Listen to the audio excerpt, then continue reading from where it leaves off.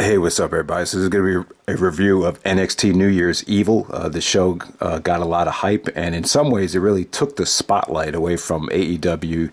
And, I kind of have mixed feelings on it. And it's not the only time it happened. It happened last summer with the Great American Bash and Fyter Fest. But it does seem like every time AEW does these television specials, NXT tries to, upend them with, delivering a show to compete with them. And it really did kind of, just take away the spotlight away from it. I was really looking forward to that Kenny Omega Ray Phoenix match. And then after I did the review, the comments were flooded with, did you see the NXT show? Or, NXT actually had the better show. So, is that really a good thing for AEW to consistently be outdone by NXT? And it did kind of annoy me at first, but I'm trying to look at the big picture here, and I'm just thinking it doesn't matter where the friggin' wrestling is. It makes no difference to me. No matter what company it is. If NXT is delivering quality matches, then I think everyone should support it. But I'm going to look at it like this: the AEW special was a 2-night event, and it seemed like, obviously night one of the New Year special had the better main event, and it looks like night two, it'll be a more well-rounded card. I'll even admit the show was a little bit tough to review until you got to the main event, especially the stuff with Snoop. It was more of a celebrity, promotional thing for TNT, and the focus wasn't on wrestling throughout the whole show. So that's the way I look at it there. But yeah. This NXT New Year's Evil show was really good. I would definitely say this is one of the best television wrestling shows I think I've seen in quite some time. And it might be up there. This might hold up as a top 20 wrestling TV show to ever take place. I thought it was that good. It really did feel like a pay-per-view. The first match, you had Karrion Kross taking on Damien Priest. The match is okay. I'm not a huge fan of Karrion Kross, but, I thought this was a good big man match.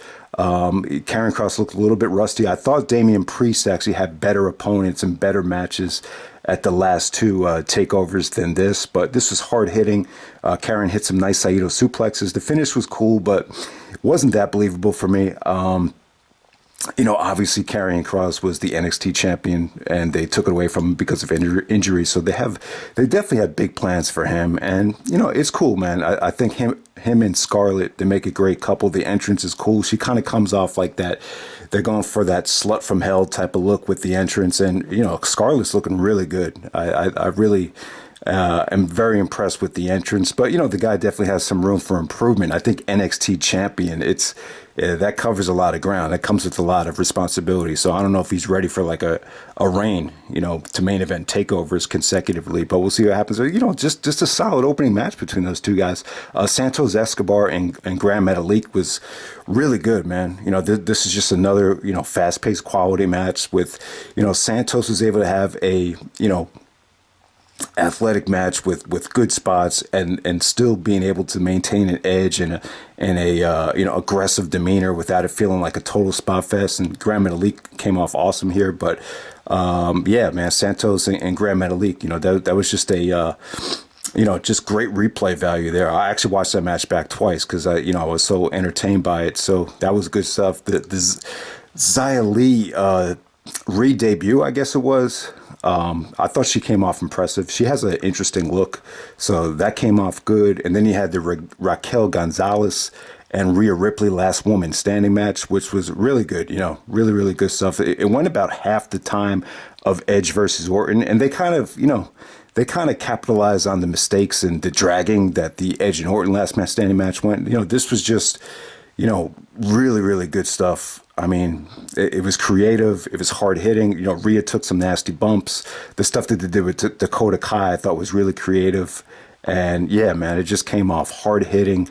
Just a smash mouth style of a last woman standing match. I mean, really, really good stuff. This is one of the best matches I think Rhea's had. So yeah, that came off really, really well. And like I said, it really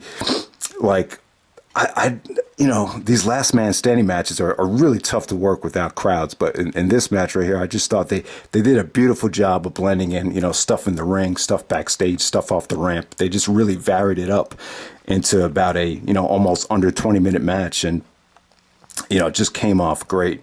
All right. So, also on the show, you had Kushida and Shotzi Blackheart in an impromptu match taking on Johnny Gargano and Candice LeRae. And yeah, this was cool. The promo was cool. This is more about storyline stuff. This is probably the only thing during the night that felt more like a television thing. But, Johnny and Candice are coming off like they're coming off like great heels right now. So I thought that came off pretty good. And then the main event, you have Finn Balor taking on Kyle O'Reilly for the NXT Championship. This is a rematch from the match of the year from NXT TakeOver 131. And I'll tell you right now, obviously I didn't think it was as good as the TakeOver match. The TakeOver match is just more satisfying.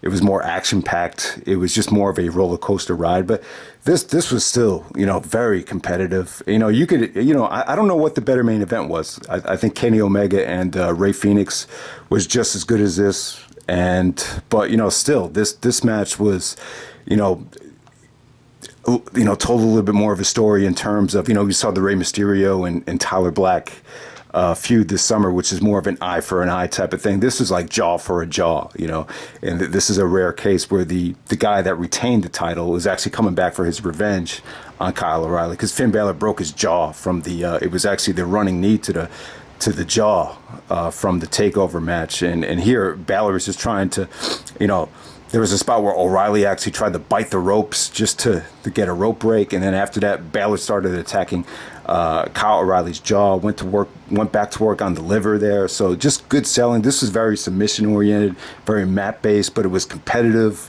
It was, man, it was just another gem from these guys. These guys have great chemistry. NXT just found an incredible combination right there. Would definitely love to see another rematch, but I don't know. I don't know how you're going to incorporate Karrion Kross into this NXT championship picture, especially with Finn Balor as the heel. So, maybe Karrion Kross won't end up being back in the NXT title picture. But yeah, man, I thought that was a great main event. So yeah, this is just a nice solid show right here. I would definitely say, they stacked this show more so than AEW was spread out over 2 nights, and they really tried to hit a home run here. And I would say they won. I would say NXT overall delivered the better show, but I thought both main events were, you could argue either one. So I'll definitely say that. But yeah, man, I've been more guilty of anyone, I think, on YouTube in terms of, constantly doing retro reviews or classic reviews. And we'll definitely see some more of those this week. But, I just want to say now, this first week of wrestling was incredible. I know you had Wrestle Kingdom, and obviously Wrestle Kingdom probably had the best stuff from this week. I saw some of the highlights from the Kota Ibushi matches, and it seems like most people would agree that Will Ospreay and Okada was probably the best match of the weekend. But yeah, man, Wrestle Kingdom is a 2-night event. I think WrestleMania needs to take out of a page out of that playbook and go to a 2-night event from now on, especially when you get the crowds back. So yeah, the Wrestle Kingdom, this looked like one of the best Wrestle Kingdoms in history, to be honest with you. And then on top of that, you had Keith Lee challenging Drew McIntyre in the main event of Raw. I didn't get to see the whole match, but I was a little bit disappointed with the 3.5 rating. I was like, was that really all it was? Because when you watched the ending to that match, it came off great. So I really thought they had great chemistry there. That was a really, really good main event for Raw. You had the NXT and AEW competing with each other. On SmackDown, you had Nakamura, going out there with Danielson in a gauntlet match. Ultimately, Nakamura ended up losing, but it looked like once he beat Danielson, you're like, oh man, they're going to go with Nakamura and Roman at the Rumble. I would have never expected that, but it looks like they're doing a storyline with Adam Pearce, so maybe we'll get Adam Pearce returning to the ring to take on Roman. But they'll probably change that main event. Maybe it'll be a triple threat match with Owens and Nakamura, but who knows there. But I was kind of glad that Danielson didn't win, because I was hoping that Danielson would take on Roman at WrestleMania. But yeah, man, this is just a great week of wrestling. like Gabe Sapolsky said in the summer of 2008, let's stop, dwelling on the past and let's appreciate, the greatness that's happening right now. Because, man, like when you look at, like, I think it was Lundrick on YouTube, he just uploaded top 15 matches of the week. When you look at those matches, like that's like the amount of quality matches you'll get in not just 1 month, but maybe 2 or 3 months. So yeah, man, just an incredible first week. The NXT AEW situation, it is what it is. I was just a little bit annoyed that, you do an AEW review, you like all the focus to be on, the Kenny Omega Rey Fenix match, and the comments are, every single comment was about the NXT show. So I don't see how that's good for AEW, but they really stacked the deck here and hit a home run with this show. So can't complain too much. But yeah, this NXT New Year's Evil, definitely check it out if you haven't seen it. It was a pay-per-view quality show on free television. So check it out on demand if you haven't seen it yet, because it was good stuff. All right.